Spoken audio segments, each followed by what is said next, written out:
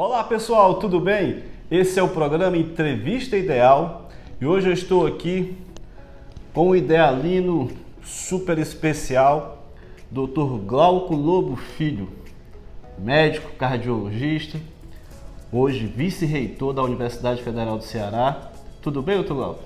Tudo bem, doutor Jeff. Estamos aqui, é um prazer aqui, uma honra estar participando aqui dessa sua entrevista. Idealina, né? Idealina.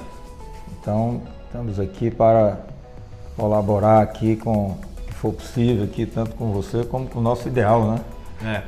Doutor Glauco, eu sempre costumo perguntar como é que foi a juventude do entrevistado.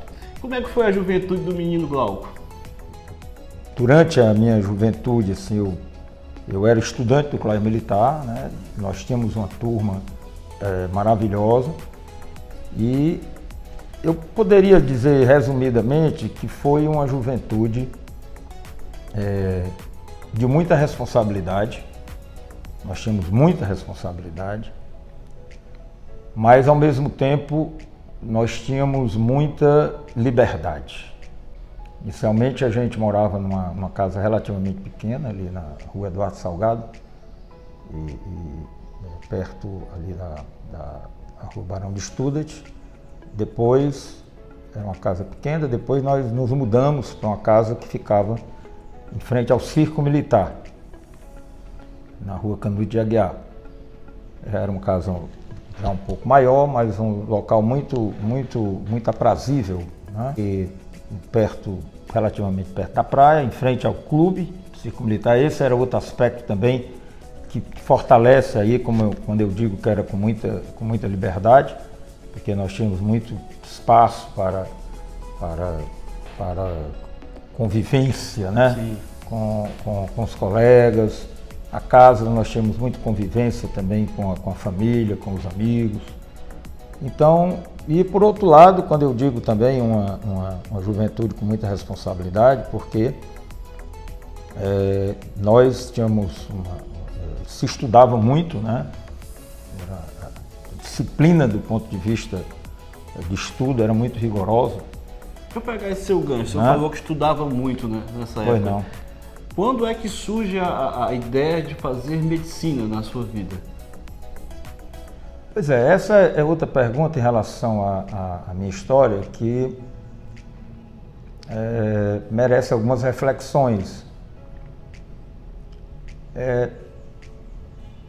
Eu nasci, né, dentro de uma família onde meu avô era médico, né, que era o professor Otávio Lobo, que foi inclusive um dos fundadores da Universidade Federal do Ceará. Inclusive, nós temos aqui na minha sala hoje, aqui na vice-reitoria, temos aqui o retrato dele muito bem aí posicionado.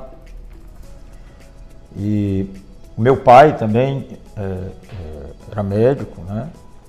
E inclusive quando eu comecei a trabalhar na prática médica, eu comecei a trabalhar com meu pai.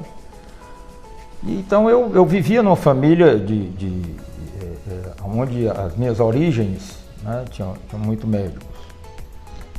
Mas e isso me levou, evidentemente, a pensar e ver a medicina com muito bons olhos sempre.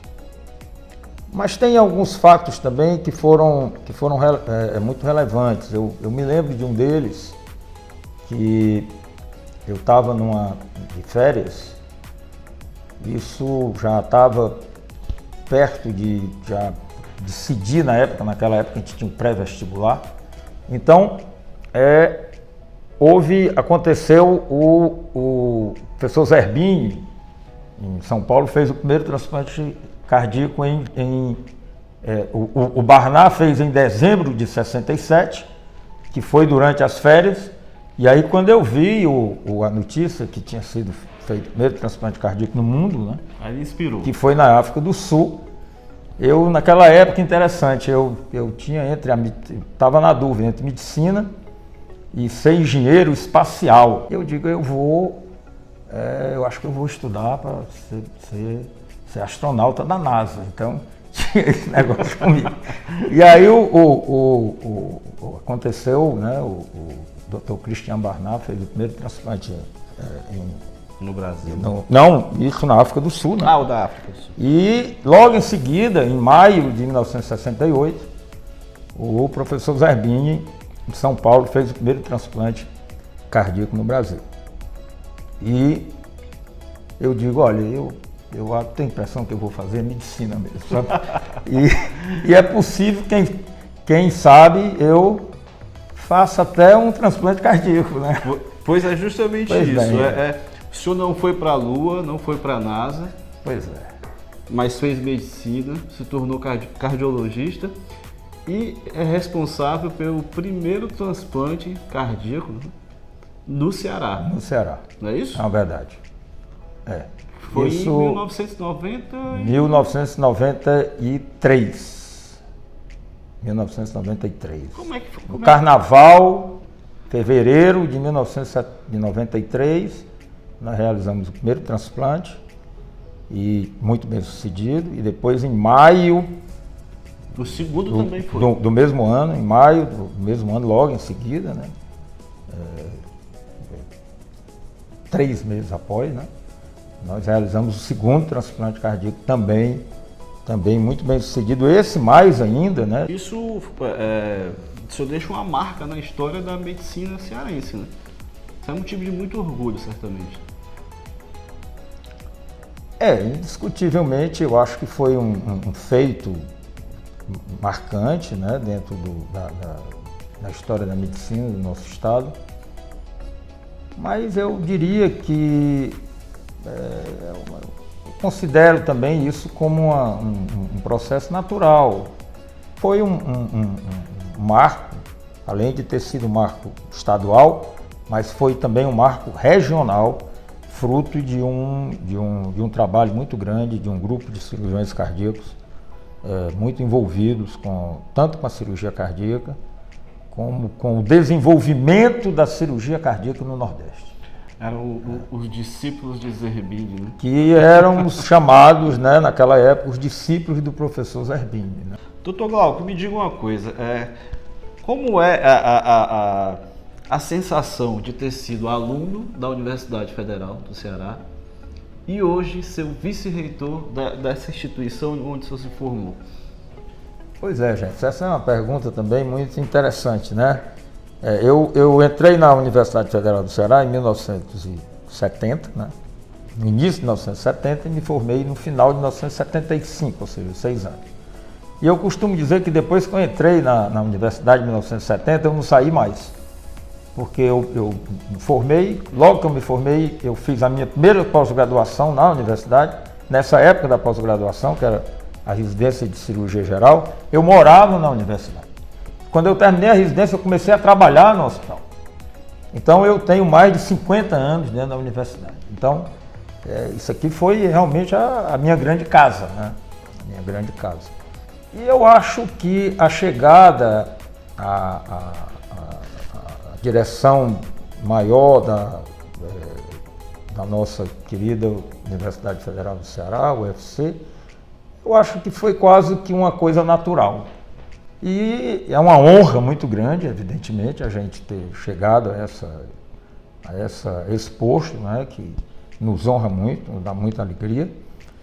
Mas eu vejo também isso, eu vejo minhas coisas, como tudo na vida, eu vejo com muita naturalidade.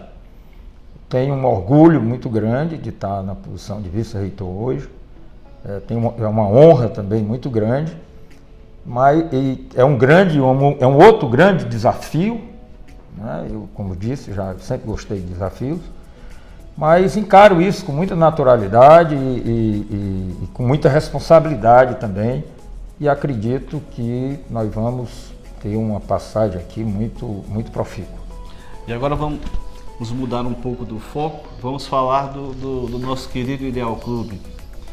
Eu queria saber como é a sua relação com o Ideal Clube, passado e presente, assim. Pois é, o Ideal é outra casa nossa, né?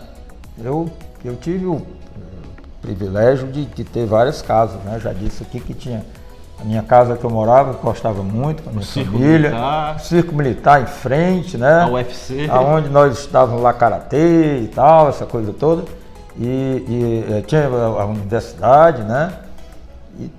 E o ideal também. O ideal quando, principalmente durante uma grande fase minha da adolescência. Porque nós tínhamos um grupo, que era o grupo de adolescentes, a grande maioria também estudava no colégio militar, e nós ali no final de semana, nós íamos para o Ideal. E no Ideal tinha também a tertúlia, que tinha a tertúlia do sábado, que aquilo, ninguém podia perder aquela tertúlia. Né? Então, e quando era na época das férias, aí era praticamente todo dia. O senhor chegou a frequentar os Réveillons Black Tie? Ah, sim, era imperdível também, né? O Réveillon do Ideal era imperdível. E tinha outra festa do Ideal também, tão imperdível quanto, que era a festa do dia 6 de setembro. Né? Do baile. Do baile, era de 6 para o dia 7. Né? E também não se podia perder a festa do Ideal. Black Tie também. Todo de smoke e tal. Isso fazia parte da nossa vida fez parte da nossa vida durante muitos anos. Né? Doutor Glauco, estamos próximos do final dessa entrevista, infelizmente, e eu queria saber uma coisa. A gente já falou da profissão, do ideal, da juventude. Eu queria saber como é o Glauco em família. Pois essa pergunta eu acho que deveria ser feita à minha esposa Claudinha, né? Se eu quiser saber mesmo, tenho que perguntar para a dona Claudinha, né? Quiser saber mesmo, Mas eu acredito que ela talvez dissesse que eu sou uma pessoa de muito fácil convivência. E que tem, Será assim... que ele diz eu acho que diria, né? Acho que diria. Pelo menos comigo aqui eu posso atestar isso. Pois é, muito obrigado. Simpático e de fácil convivência. Mas eu queria que o senhor deixasse, no final aqui agora já, uma mensagem para os jovens de agora que estão pensando em cursar medicina. O que é que o senhor poderia dizer para essa turma aí que está vindo? O médico ele tem que ter esse sentimento de apoio, de ajuda, de carinho. E isso leva a algumas reflexões quando se diz que a medicina, até certo ponto, é um sacerdócio. E esse dizer, ele continua sendo muito verdadeiro. E essa dedicação, tanto ao estudo como aos outros, né, ao doente, isso tem uma entrega muito grande. E por causa desses aspectos é que se diz que a medicina ela é um sacerdócio. Então, garotada que está pensando em cursar medicina, ouçam as lições do mestre Glauco Lobo Filho, essa figura espetacular, sócio idealino, vice-reitor da UFC, médico cardiologista de mão cheia, um motivo de orgulho para o estado do Ceará ter feito o primeiro transplante cardíaco aqui. E eu lhe agradeço por me receber aqui na sua sala, tomando seu tempo. Sei que o senhor tem mais umas 10 reuniões ainda para fazer. Não, prazer. Mas eu lhe agradeço, tá bom? O prazer foi nosso e uma honra muito grande também estar participando aqui nessa entrevista, né? Estamos sempre às ordens. Tá certo. Então, pessoal, esse foi mais um programa Entrevista Ideal e até uma próxima. Um abraço.